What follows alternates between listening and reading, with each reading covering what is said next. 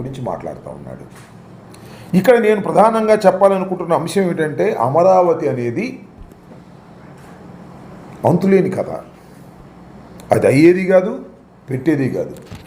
చాలామంది అంటారే ఈ జీవితంలో కాదని. ఈ జీవితంలోనే కాదు, 100 జీవితాల్లో కూడా పూర్తి కానటువంటి ప్రాజెక్ట్ అది. ఎందుకు చంద్రబాబు నాయుడు గారు దాన్ని పెట్టారు అంటే కేవలం అవినీతి చేయడానికి, కాంట్రాక్టర్లకు డబ్బులు కూడబెట్టడానికి, తన మనుషులను దోచుకోవడానికి, కమిషన్లు తీసుకోవడానికి మాత్రమే అమరావతిని సృష్టించాలని ప్రయత్నం చేస్తున్నారు తప్ప రాష్ట్ర ప్రజల కోసం ఒక మంచి రాజధానిని నిర్మించాలనేటువంటి సంకల్పమే లేదు నారా చంద్రబాబు నాయుడు గారికి. దోచుకోవటమే, అందిన కాడికి దోచుకోవటం. సంపద సృష్టిస్తాం అంటున్నాడు కదా, సంపద సృష్టిస్తున్నారు. ఎవరికి సృష్టిస్తున్నారు? తన తాబేదారులకు సంపద సృష్టించడానికి ఏర్పాటు చేసినటువంటిదే రాజధాని నిర్మాణం అమరావతి. అంత అవినీతిమయమైపోయినటువంటి అమరావతి. ఒక మాటలో మీకు చెప్తాను, అమరావతిలో ఇప్పుడు మీరు చూశారు, బెంగళూరు, హైదరాబాద్ లాంటి మంచి సిటీస్లో ఏదైనా ఒక నిర్మాణం చేపట్టాలంటే మ్యాక్సిమం 4,500 రూపాయలు ఖర్చు అవుతుంది. ఇది ఇంతకుముందు జగన్మోహన్ రెడ్డి గారు కూడా చాలా స్పష్టంగా చెప్పారు. అంతేకాదు, పోనీ మన తాడేపల్లి, మన గుంటూరు ఇక్కడ అనుకుంటే ఒక 2,500 స్క్వేర్ ఫీట్కి. లేదు 5 స్టార్ లెక్కన వేసుకుందాం అనుకో, ప్రభుత్వాలు ఎలా కడతాయో, కాంట్రాక్టర్లు ఎలా కడతారో మాకందరికీ తెలుసు. వేసుకున్నాం అనుకోండి, మ్యాక్సిమం 3,500. ఇక్కడ విజయవాడ, గుంటూరు, తాడేపల్లి ప్రాంతాల్లో. ఏందబ్బా మరి నాకు అర్థం కాలేదు. బెంగళూరులోను, హైదరాబాదులో కన్నా, చెన్నైలో కన్నా అమరావతిలో 14,000 నాకు తెలిసి భారతదేశంలో ఎక్కడ స్క్వేర్ ఫీట్ ఇంత పడదు. 14,000 నుంచి 16,000 రూపాయలు వెచ్చించి నిర్మాణం చేపడుతున్నారంటే ఏమనాలి దీన్ని? దోపిడీ కదా. అనేక సందర్భాల్లో మేము చెప్తున్నాం, దీనికి చంద్రబాబు నాయుడు గారు కానీ, తెలుగుదేశం పార్టీ కానీ, ప్రభుత్వం వైపు నుంచి కానీ లాజికల్గా సమాధానం చెప్పగలిగారా అని నేను అడుగుతా ఉన్నా. అంటే దాని అర్థం ఏంటి? మేము దోచుకుంటాం, మీరు చూస్తూ ఉండండి అని. ఏమిటి దోచుకునేది నాకు అర్థం కాలేదు. 2 లక్షల కోట్ల రూపాయలు రాజధాని నిర్మాణానికి కాదు సుమా, కేవలం ట్రంక్ ఇన్ఫ్రాస్ట్రక్చర్, ఫెసిలిటీస్ కోసం, డ్రైనేజ్, రోడ్స్, ఎలక్ట్రిసిటీ, నీరు, ఇంతవరకే. దీనికే 2 లక్షల కోట్ల రూపాయలు అవుతాయని అంచనా. 2 లక్షలు అవుతాయో, అది పూర్తి అయ్యేటప్పటికి 4 లక్షలు అవుతాయో, ఎంత అవుద్దో ఎవరో చెప్పలేరు. ఇంత భయంకరమైనటువంటి దోపిడీకి ఇవాళ చంద్రబాబు నాయుడు గారు అమరావతి పేరుతో తెరదీశారు. ఇప్పటికి 75,000 కోట్ల రూపాయలు ప్రాథమికమైనటువంటి వస్తువుల కోసం ఖర్చు పెట్టాలనుకున్నారు. సుమారుగా 45,000 కోట్ల రూపాయలు బ్యాంకు నుంచి అప్పు తీసుకొచ్చారు. నేను అడుగుతా ఉన్నా, ఆర్థికంగా దెబ్బతినిపోయినటువంటి రాష్ట్రం ఇది. విడిపోయిన తర్వాత ఆర్థికంగా చాలా క్రిటికల్గా ఉన్నటువంటి రాష్ట్రం. ఆర్థికంగా క్రిటికల్గా ఉన్న రాష్ట్రానికి లక్షల కోట్లు అప్పు తీసుకొచ్చి అమరావతి నిర్మించవలసిన అవసరం ఉందా అని అడుగుతా ఉన్నా. అందువల్లనే జగన్మోహన్ రెడ్డి గారు మావిగన్ అనే ప్రతిపాదన తీసుకొచ్చారు. మావిగన్ అనే ప్రతిపాదన తీసుకురాగానే పాపం చంద్రబాబు నాయుడు గారికి గుండెల్లో రాయబడింది. అది ప్రజల మధ్యకు దూసుకు వెళ్ళింది. మేధావులు కానీ, ఆలోచన పరులు కానీ దిస్ ఈజ్ శభాష్ అనేటువంటి మాటకు వచ్చారు. అంటే చంద్రబాబు నాయుడు గారికి చూసుకొని డైవర్షన్ పాలిటిక్స్, బూతులు తిట్టడం మొదలెట్టారు. మావిగన్ మీద ఎంత ట్రోల్ చేయాలో అంత ట్రోల్ చేశారు 1-2 రోజులు. తర్వాత అర్థమైపోయింది ప్రజానీకానికి. నాకు తెలిసి ఈ కాంట్రాక్టర్లు, చంద్రబాబు నాయుడు గారు కమిషన్లు ఇచ్చేవాడు, దానిలో కాజేసేవాడు, కొంతమంది పత్రికాధిపతులు కూడా ఉన్నారు. వాళ్ళు అందరూ కలిసి మావిగన్ అంటే ఒక భూతం, ఒక బూతు అనేటువంటి పద్ధతుల్లో ప్రచారం చేశారు. ఏమైందని అడుగుతా ఉన్నాయి. ఇవాళ రివర్స్ గేర్లో వచ్చేసింది. ఇట్లా పేలిస్తే వాళ్ళకే పేలింది. ఇవాళ వాళ్ళకే పేలి వాళ్ళే కులిపోయేపటి పరిస్థితి ఏర్పడుతోంది. మావిగన్ అనేది ఒక అద్భుతమైనటువంటి ఆలోచన అనేటువంటి భావన ఇవాళ రాష్ట్రంలో అన్ని చోట్ల చర్చ జరుగుతూ ఉంది. చంద్రబాబు నాయుడు గారు చెప్తున్నారు కదా, 2050కి 35 లక్షల నుంచి 50 లక్షల వరకు అమరావతిలో నివసిస్తారంట. ఇప్పుడు ఎవరు లేడు, వేళలోనే ఉన్నారు ఇప్పుడు అక్కడ గ్రామాల్లో ఉండేవాళ్ళు. మా ఉంటే ఈ వర్కర్సు కాంట్రాక్టర్ మనుషులు తప్ప ఎవరు లేరు అక్కడ. ఏదో లిటిల్గా ఉన్నారు గ్రామాల్లో ఉన్నటువంటి మనుషులు.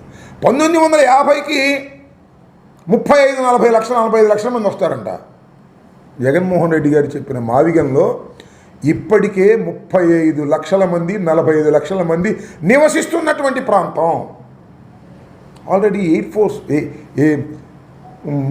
ఫ్లైట్స్ దిగడానికి కావాల్సినటువంటి ఎయిర్పోర్ట్ ఉంది, ఇంటర్నేషనల్ ఎయిర్పోర్టు, హాస్పిటల్స్ ఉన్నాయి, రోడ్స్ ఉన్నాయి. అన్నీ ఉన్నటువంటి మావిగన్ను వదిలేసి అన్నీ ఉన్న ఇస్తర్లో, వడ్డించిన విస్తర్లో భోంచేయకోకుండా వేరే ఇస్తర్ పెట్టి ఇప్పుడు కొడతా ఇస్తారా, ఇప్పుడు వండుతా పప్పు, ఇప్పుడు వండుతా రైసు అనేటువంటి పద్ధతుల్లో ఇవాళ చంద్రబాబు నాయుడు గారు చేస్తున్నారు అంటే కేవలం దోచుకోవాలనే ఉద్దేశం. నేను ఒకటి అడుగుతా ఉన్నా, చెప్పమంటున్నా చంద్రబాబు నాయుడు గారు కానీ తెలుగుదేశం పార్టీలో ఉన్నటువంటి యోధులు కానీ అసలు 14,000 నుంచి 16,000 ఎందుకు అవుతుంది? మీరు కాజీ పెట్టి కదా ఇంత దోపిడీ చేస్తారా? బ్యాంకు నుంచి అప్పు తీసుకొచ్చి మీ ప్రజలకి, మీ మనుషులకి ఇలా దోచిపెట్టేటటువంటి కార్యక్రమం చేస్తున్నారంటే చర్చ జరుగుతుంది. మీరు ఎలా డైవర్ట్ చేయాలనుకున్నా సరే, ఎన్ని బూతులు తిట్టి డైవర్ట్ చేయాలనుకున్నా సరే చర్చ జరుగుతూనే ఉంది రాష్ట్ర వ్యాప్తంగా. మావిగన్ ఇస్ ద బెస్ట్ ప్రపోజల్ అనేటువంటి చర్చ. దాని నుంచి మీరు పక్కకు మరలించడానికి మీరు ఏ ప్రయత్నం చేసినా కూడా అది జరగనటువంటి విషయం అనే విషయాన్ని కూడా ఈ సందర్భంగా మీరు గుర్తుపెట్టుకోవాలని కూడా ఈ సందర్భంగా నేను చెప్పదలుచుకున్నాను. దీనికి ఇప్పటికైనా చంద్రబాబు నాయుడు గారు, ఆయన తాబేదారులు సమాధానం చెప్పాలి, దోపిడీ లేదని నిరూపించాలి. చాలా క్లియర్గా అర్థమైపోతుంది ఎవరికైనా సరే. ఇంత భయంకరంగా దోచుకునేటటువంటి పరిస్థితికి వాళ్ళ రాష్ట్ర ప్రభుత్వం, వారి తాబేదారులు దిగజారిపోయారు. దీనికి ఖచ్చితంగా సమాధానం చెప్పవలసినటువంటి అవసరం ఈ రాష్ట్ర ప్రభుత్వానికి ఉంది. అసలు అమరావతి అనేది పూర్తవుతుందో పెడుతుందో నాకు అర్థం కాలేదు. మీరు చిన్నప్పుడు కాదు, ఇప్పుడు కూడా ఉన్నాయి కూడా సీరియల్స్. ఇదివరకే ఋతురాగాలు ఆ సీరియల్స్ ఉండేవి. 270 ఎపిసోడ్, 325 ఎపిసోడ్ అనేవాడు. అయ్యేది కాదు, చచ్చేది కాదు. ఎప్పటికైతే తెలియదు. ఒకవేళ అయితే అవ్వచ్చు 500 ఎపిసోడ్కి ఆ సీరియల్స్, టీవీ సీరియల్స్. ఇది మాత్రం ఎన్ని ఎపిసోడ్లైనా కాదు. అమరావతి అయ్యేది కాదు, పెట్టేది కాదు. ఆ స్థలం సరైంది కాదు, ఆ నిర్ణయం సరైంది కాదు. అర్థమైపోయింది 12 సంవత్సరాల్లోనే ఆ నిర్ణయం సరైంది కాదు అని ప్రజలకు చాలా క్లియర్గా అర్థమైపోయింది. ఇవాళ మావిగనే సరైనటువంటి ప్రపోజల్ అనేటువంటి పద్ధతుల్లో ఇవాళ ముందుకు సాగుతూ ఉంటే చంద్రబాబు నాయుడు గారు ఏదో ఒక విధంగా దీన్ని డైవర్ట్ చేసి దీనిలో ఏదో లబ్ధి పొందాలనేటువంటి ప్రయత్నం చేస్తున్నారు. దీన్ని ఖచ్చితంగా ప్రజలు గమనిస్తున్నారు. చంద్రబాబు నాయుడు గారు ఎన్ని డైవర్షన్లు చేసినా జగన్మోహన్ రెడ్డి గారిని వ్యక్తిత్వ హననం చేసే కార్యక్రమం చేస్తున్నారు, బూతులు తిట్టే కార్యక్రమం చేస్తున్నారు. ఆయనకి చాలా ఛానల్స్ ఉన్నాయి, వేయించారు శాటిలైట్ ఛానల్స్. అవి కాకుండా యూట్యూబ్ ఛానల్స్ పెట్టుకున్నారు కొన్ని. లోకేష్ గారు కొన్నాడంట, వేల సంఖ్యలో యూట్యూబ్ ఛానల్స్ పేజీలు కొని దానిలో మావిగన్ అంటే బూత్ మాట, మావిగన్ అంటే బూత్ మాట అని ట్రోల్ చేశారు. రివర్స్ రోల్ అయింది. ఇవాళ అమరావతి ఒక పెద్ద బూతు. అమరావతి అనేది సాధ్యమయ్యేటటువంటి పరిస్థితుల్లో లేదు అనేది చాలా స్పష్టంగా అయిపోయిన తర్వాత ఇవాళ ప్రజలు చర్చించుకుంటున్నారు. తిరగబడేటటువంటి పరిస్థితుల్లో కూడా ఇవాళ ఉన్నారు అనే విషయాన్ని గమనించాలని ఈ సందర్భంగా చెప్పదలుచుకున్నాను. మావిగన్ ఇస్ ద బెస్ట్ ప్రపోజల్. మావిగన్ వైపు ప్రజలు ఆలోచన చేస్తున్నారు. అమరావతి అనేది పూర్తయ్యేది కాదు అని తెలిసిన తర్వాత చంద్రబాబు నాయుడు గారు విపరీతమైన డైవర్షన్ పాలిటిక్స్ మొదలెట్టారు. సోషల్ మీడియా యాక్టివిస్టులను అరెస్ట్ చేసే కార్యక్రమాలు, అంతేకాకుండా వైఎస్ఆర్ కాంగ్రెస్ పార్టీకి చెందినటువంటి మీడియాలో పనిచేసే వాళ్ళని, మీడియా అధిపతుల్లాగా వ్యవహరించే వారిని, అంటే మీడియా అధిపతులు కాదు, మీడియాలో పనిచేసినటువంటి వ్యక్తుల్ని కూడా అరెస్ట్ చేసేటువంటి కార్యక్రమం చేస్తున్నారు. పూడి శ్రీహరిని మొన్న అరెస్ట్ చేశారు, తీసుకువెళ్ళారు, లీగల్గా దెబ్బతిన్నారు. మళ్ళీ హైకోర్టుకి వెళ్ళి ఏదో తతంగం చేస్తున్నారు. ఏదో ఒక విధంగా కక్ష సాధించి చర్చలో ఇదే ఉండాలి, ఇంకా మావిగన్ గురించి ఉండకూడదు అనేటువంటి తాపత్రయపడుతున్నప్పటికీ కూడా మళ్ళీ చర్చ మావిగన్ వైపు వెళ్తుంది. నేను ఈ సందర్భంగా ఇంకోటి కూడా చెప్పదలుచుకున్నా. కేవీఆర్ టీవీ చూశారుగా మొన్న, ఒక జర్నలిస్టు, ఆయనకు ఒక యూట్యూబ్ ఛానల్ ఉంది. దానిలో చాలా విషయాల గురించి మాట్లాడుతూ ఉంటాడు. మొన్న ఆంధ్ర పోలీసులు వెళ్ళారు, రాత్రిపూట ఇంట్లో ప్రవేశించి ఆ కేవీఆర్ వచ్చేంత వెళ్ళమంటారు. ఏం పోయేకలం వచ్చిందో నాకు అర్థం కాలేదు. పోలీసులు వెళ్ళి ఒక నోటీస్ ఇచ్చి రమ్మని చెప్పొచ్చు. దొంగలు కాదు, దోపిడీదారులు కాదు. Is a journalist. ఒక తప్పు చేశాడని మీరు భావిస్తే కేసు పెట్టారు. ఏం తప్పని నాకు అర్థం కాలేదు. రెడ్ బుక్ని ఎర్రి బుక్కు అన్నాడు. ఎఫ్ఐఆర్లు ఏం రాశారు? బూత్ రాశారు, ఎర్రి అని ఇంకా బూత్ రాశారు. రాసేసి ఎఫ్ఐఆర్ రిజిస్టర్ చేసి బొడరాలని ప్రయత్నం చేశారు. ఏం పోయేకాలం వచ్చింది నాకు అర్థం కాలేదు. అంటే జర్నలిస్టుల మీద, రాజకీయ నాయకుల మీద పోలీసుల్ని ఉపయోగించాలనేటువంటి పరిస్థితిలోకి ఇవాళ చంద్రబాబు నాయుడు గారు దిగజారిపోయారు. నేను చెప్తా ఉన్నా, పోలీసు వారికి కూడా చెప్తున్నాయా, మీరేదో అధికారులు చెప్పారని, మీ పై అధికారులు చెప్పారు, మీరు వెళ్తే ఇరుక్కుపోతారు. పైనుంచి ఆదేశాలు వస్తే ఇరుక్కుపోతారు. మీరు చేస్తున్నది తప్పు అనే విషయాన్ని మీరు గ్రహించండి. చట్టబద్ధంగా చేసుకోండి, తప్పులేదు. చట్టబద్ధంగా చేసుకుంటే ఎవరు కాదనరు. కానీ పోలీసులు అంటే ఒక గౌరవం, భయం కూడా ఉంటుంది. ఎందుకంటే చట్ట ప్రకారం వ్యవహరించేటటువంటి వ్యక్తులని. మీరు చట్ట ప్రకారం వ్యవహరించట్లేదని తెలిసిందా, ప్రజలు తిరగబడతారు. గుర్తుపెట్టుకోమని మనం చేస్తున్నాం. డెఫినెట్గా ప్రజలు తిరగబడతారు. ఇవాళ ఒక పోలీసు డ్రెస్ వేసుకుని లాఠీ తీసుకెళ్తే ఏమి లేకపోయినా 10 మంది పారిపోతారు. ఎందుకు? చట్ట ప్రకారంగా వ్యవహరించేటటువంటి బాధ్యత కలిగిన వ్యక్తి పోలీసు అని. మీరు చట్ట ప్రకారం వ్యవహరించట్లేదు, అన్యాయంగా వ్యవహరిస్తున్నారు, తెలుగుదేశానికి అనుకూలంగా వ్యవహరిస్తున్నారు, అధర్మంగా వ్యవహరిస్తున్నారు అంటే మీ మీద తిరగబడతారు. దానిలో ఏ విధమైన సందేహం లేదు. అలాంటి పరిస్థితి రాష్ట్రంలో తెచ్చుకోవద్దని కూడా ఈ సందర్భంగా నేను మనవి చేస్తున్నా.